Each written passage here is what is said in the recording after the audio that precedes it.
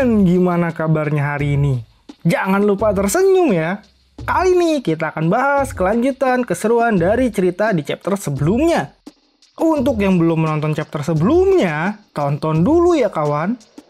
Oh ya, terima kasih untuk kalian sudah menonton video di channel Melody Cerita. Untuk membuat channel ini berkembang, jangan lupa like dan subscribe-nya ya kawan.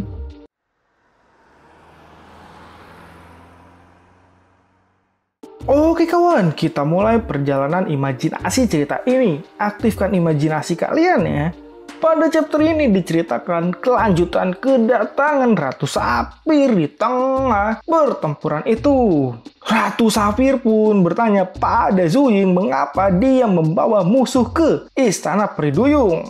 Dia benar-benar membuatnya kecewa. Zuying pun senang, akhirnya Ratu Sapphire pun muncul. Sedangkan Tan Sanzang dan Baji berkata, bentuk asli dari Ratu Sapphire sangatlah mengerikan. Sedangkan bagi para prajurit duyung, bentuknya saat ini sangatlah menguras banyak energi. Hal itu pun juga membuat siluman laba-laba kaget karena ini berbahaya. Tekanan dari Ratu Sapphire sangatlah kuat dan itu benar-benar membuat siluman ular putih dan para star kegelapan tidak menyangka. Zuying pun berkata pada Ratu Sapphire kedatangannya adalah untuk melawannya. Dia telah membuat aturan yang sangat buruk bagi ras biksi. Hari ini dia membawa seluruh ras biksi. Namun Ratu Sapphire pun melakukan itu karena ras biksi sangat buas dan kejam. Jadi dia melakukan itu untuk melindungi negeri peri duyung. Namun sayangnya jawabannya tidak membuat Zuying puas. Dan dia berkata hari ini dia akan melawan penindasan. Ratu Sapphire pun masih mencoba membujuk Zuying dengan berkata, jika dia tidak memangsa yang lain, maka hidupnya bisa damai. Namun jika bersikeras, dia akan memaksa mereka semua untuk pergi dari Sungai Hitam. Lalu, Ratu Sapphire pun mengeluarkan kekuatannya, gelombang permata biru. Seketika, dasar Sungai Hitam pun berubah menjadi biru dengan cahaya itu.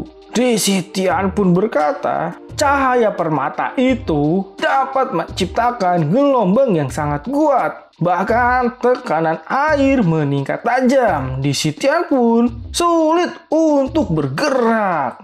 Dan bagi siluman ular, airnya mendadak seperti lumpur yang tebal, memadat membuat sulit bergerak. Sedangkan para pasukan biksi menghindari cahaya itu. Namun sayangnya, sebagian pasukan biksi tangannya ada yang terputus, bahkan dimangsa oleh tentakel-tentakel dari Ratu Sapphire.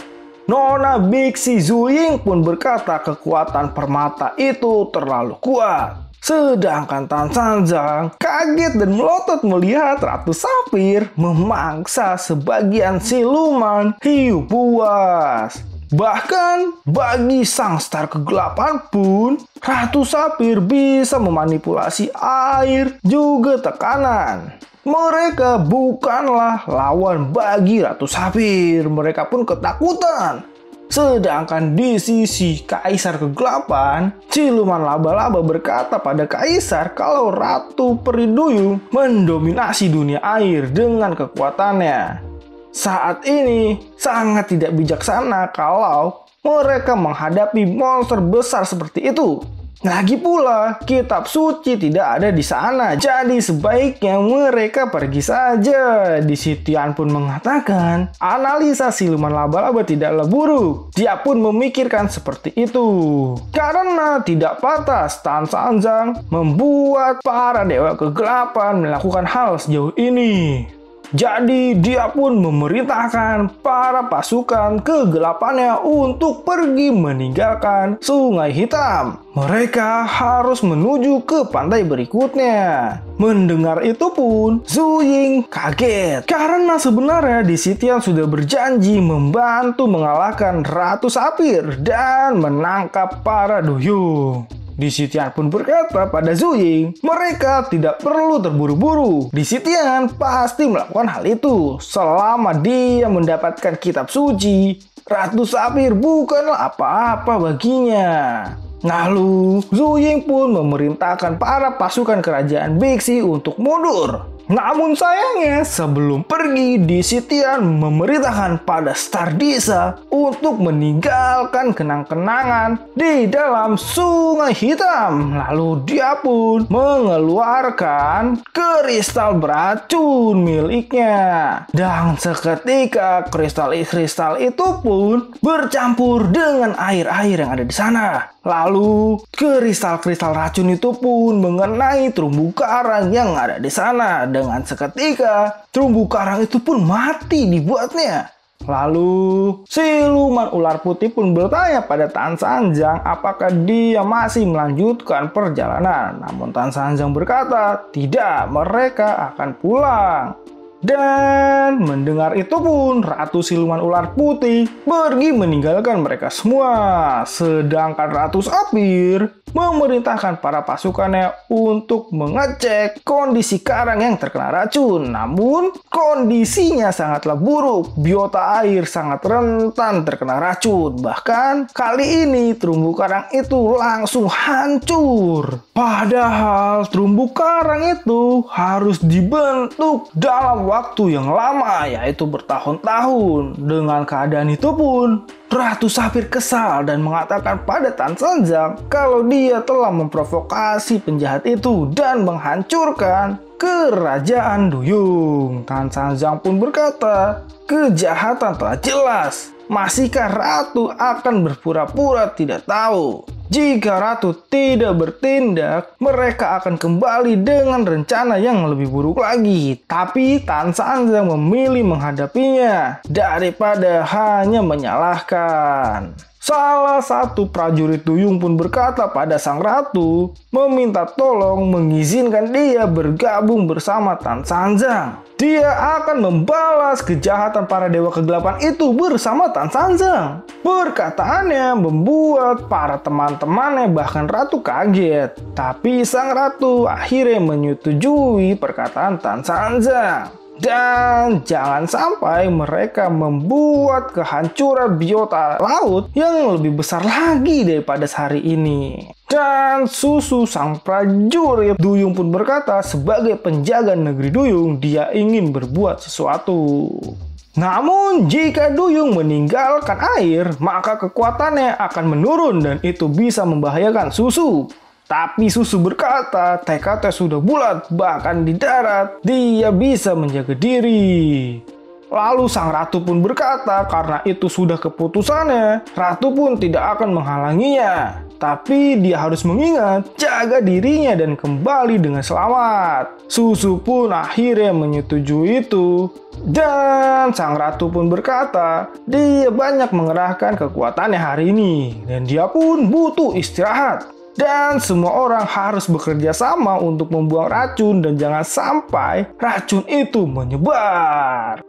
Lalu cerita pun dibawa ke sisi murid-murid Tan Sanjang. Mereka pun bersantai dan memperhatikan para duyung itu membersihkan karang-karang yang terkena racun. Mereka terlihat sangat sedih karena terumbu karang dan biota air adalah rumah bagi mereka. Dan kali ini tempat yang indah berubah menjadi gersang.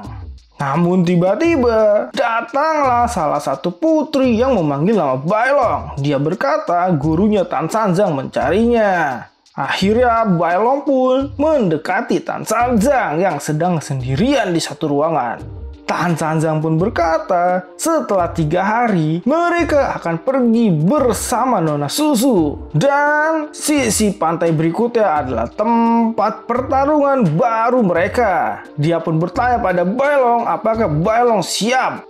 Bailong pun berkata dia akan melakukan hal yang terbaik yang dia bisa. Lalu Tan Sanjang menginginkan Bailong memberitahu perkembangan dirinya saat ini. Sebelum menuju sisi berikutnya, dia ingin melakukan penempaan terakhir untuk Bailong. Bailong pun terlihat sangat siap dan meminta Tan Sanjang untuk mengeluarkan mantra burung itu lagi. Dia pasti bisa menangkapnya kali ini. Namun ternyata Tan Sanjang tidak ingin mengeluarkan mantra itu, tapi dia ingin Bailong melawannya langsung.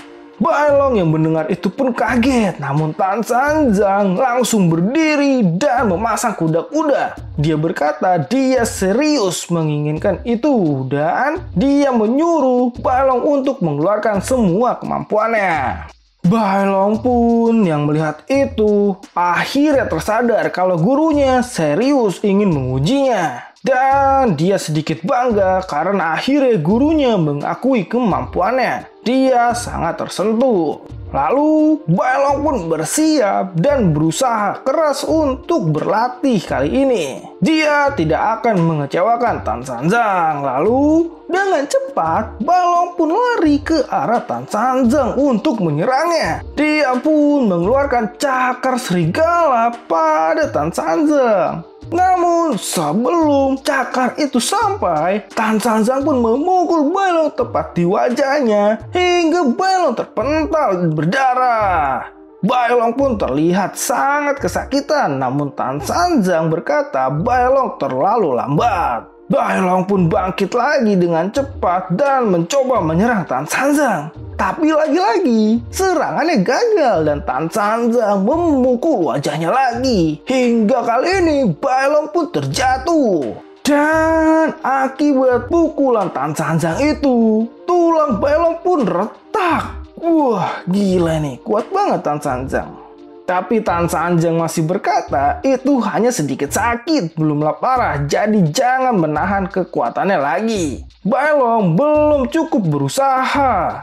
Karena Bailong pasti mempunyai insting buas di dalam dirinya. Dia bisa membangkitkan itu dengan kemarahan. Itulah sifat asli serigala. Jadi, dia telah menyerap energi yang cukup untuk tumbuh menjadi monster yang mengerikan kali ini. Jadi, Tan Sanjang meminta Bailong untuk melepaskan itu dan bertarung bersamanya. Tapi Bailong tidak paham dengan apa yang dikatakan Tan Sanjang. Lalu, cerita pun dibawa ke sisi prajurit-prajurit duyung. Terlihat mereka berkumpul dan ingin melihat pertarungan yang dilakukan oleh Tan Sanjang dan Bailong. Mereka pun mendekati ruangan itu dan menurut mereka itu bukan pertandingan biasa. Namun di sisi Bailong dan Tan Sanjang berlatih, terlihat Bailong masih saja dipukuli oleh Tan Sanjang sampai dia tidak berdaya. Para duyung pun yang menyaksikan itu tidak mempercayai hal itu karena mereka bertanya-tanya apakah Tan Sanjang ingin membunuh Bailong. Dia sampai babak belur dan patah tulang dibuat oleh Tan Sanjang. Bahkan prajurit batu kecil pun berkata apakah mood dari Tan Sanjang sedang tidak baik. Sedangkan Tan Sanjang berkata pada Bailong apakah dia salah menilai kalau Bailong bisa menghambat perjalanan kalau terus seperti ini. Akhirnya, Bailong pun mencoba untuk bangkit dan berkata pada Tan Sanjang jangan memaksa dirinya. Namun Tan Sanjang berkata, Bailong tidak bisa apa-apa saat bertemu Yuan Shi Tianxun jika begini terus. Bailong pun bertanya, lalu dia harus bagaimana? Tan Sanjang pun memberi solusi yang sangat tidak terduga. Dia menyuruh Bailong tinggal di sini saja. Jika tetap ingin pergi ke sana, Bailong hanya mengirim dirinya untuk mati. Tapi Bailong tidak setuju dan dia akan menyelamatkan Xiao Yu. Bagaimana bisa? Dia harus berhenti di sini. Dia pun berkata dia pasti bisa. Dia punya jiwa naga Kak Shou untuk melindunginya. Dia juga memakan siluman mimpi dan telah membangkitkan kebijaksanaannya. Dan terakhir, dia telah memakan hiu yang sangat meningkatkan kekuatannya. Bailong akan malu bila dia terus menahan kekuatan mereka untuk bangkit dari dalam dirinya. Akhirnya, Baelong pun memutuskan untuk mengeluarkan kekuatan aslinya. Terlihat api-api di sekujur tubuhnya pun muncul. Dia akan membangkitkan seluruh kekuatannya. Namun sayangnya, cerita di chapter ini pun berakhir, kawan. Bagaimana ya pertarungan Baelong melawan Tan Sanjang di latihan ini? Saksikan di video selanjutnya ya. Terima kasih sudah menonton video di Melodi Cerita. Terima kasih juga untuk like serta subscribe kalian. Dan sampai jumpa.